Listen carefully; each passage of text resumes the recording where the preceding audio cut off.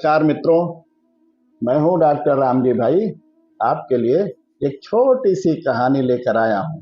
कहानी आपको अच्छी लगे तो लाइक एवं सब्सक्राइब करें तथा घंटी अवश्य दबाएं। अधिक से अधिक लोगों तक शेयर जरूर करें। आइए कहानी का आनंद लेते हैं।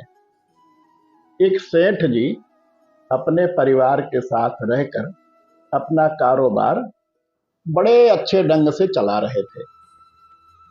कारोबार बहुत अच्छा चल रहा था। उनके ऊपर लक्ष्मी जी बहुत प्रसन्न होकर आशीर्वाद दे रही थी। किसी भी चीज की कोई कमी कभी नहीं मालूम पड़ती थी। ईश्वर की प्रेरणा से एक दिन उन्हें लगा कि अब तक धन वैभव तो मैंने बहुत कमा लिया है, लेकिन परलोक के लिए भी कुछ करना चाहिए, जिससे वहां भी सब ठीक बना रहे। वहां के लिए मैं अब तक कुछ नहीं कर पाया हूं। परलोक के लिए भी कुछ कमाई कर ली जाए। लोगों से राय लिया तो लोगों ने उन्हें किसी संत से दीक्षा लेने के लिए कहा। दीक्षा लेने का जब उनका मन तैयार हो गया तो वो एक दिन एक संत के पास पहुंचकर राम नाम की दीक्षा ले ली। संत से दीक्षा लेकर सेठ जी ने नित्य राम नाम का जप शुरू कर दिया। जप करने से धीरे धीरे उनके दबे हुए सब कर्म जागृत हो उठे। अब जैसे जैसे उनका जप और ध्यान बढ़ता जा रहा था, वैसे वैसे उनकी बेचैनी भी बहुत बढ़ने लगी।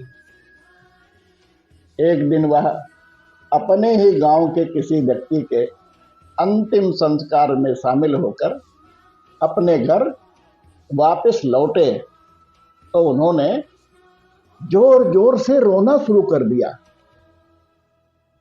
कितना भी चुप कराए वो चुप होने को तैयार ही नहीं हो रहे थे। बस रोए ही जा रहे थे, रोए ही जा रहे थे। आंसू था कि रुकने का नाम नहीं ले रहा था। जब रोते रोते 4 दिन बीत गए, घर वाले उन्हें दीक्षा देने वाले संत के पास लेकर पहुंचे। तो जी ने सेठ जी से रोने का कारण पूछा तो सेठ जी बोले, महाराज, पहले मैं एक सेठ के यहाँ काम करता था।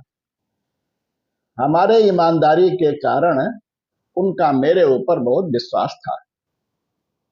एक दिन मेरा ईमान डगमगा गया और मैंने उनके खजाने से 2 लाख रुपये चुरा लिए। 6 दिन बाद उनकी नौकरी छोड़कर मैंने अपना काम शुरू कर लिया। जल्द ही मेरा काम चल निकला। मुझे अब यह भय सता रहा है कि मैं वह पाप का बोझ लेकर ही मरूंगा क्या। गुरु जी ने कहा, ये तो राम नाम के जप का और ध्यान का असर है, जो तुमने अपने पाप कर्म का एहसास हो रहा है। ईश्वर ने तुम्हें प्रायश्चित करने का मौका दिया है, इसलिए अब तुम उन्हीं सेठ के पास जाओ और ब्याज सहित उनका पूरा पैसा चुकाकर माफी मांगकर अपने कर्म क्षमा करवाओ। सेठ जी ने ऐसा ही किया। वह अपने पुराने सेठ के पास रुपये लेकर गए और पूरी बात बताकर क्षमा याचना की। उन सेठ ने कहा कि मुझे तो पता ही नहीं था कि तुमने मेरे यहाँ चोरी की थी। ये तो मेरी लॉटरी लग गई। ऐसे ही अनेक कहानियां मेरे द्वारा लिखी पुस्तक कथाकृति में आपको पढ़ने को मिलेगी, जिसे बोधरस प्रकाशन लखनऊ ने छापा है। ऐसे ही नई कहानी के साथ अगली बार आपसे फिर भेंट होगी। तब तक के लिए सभी को नमस्कार।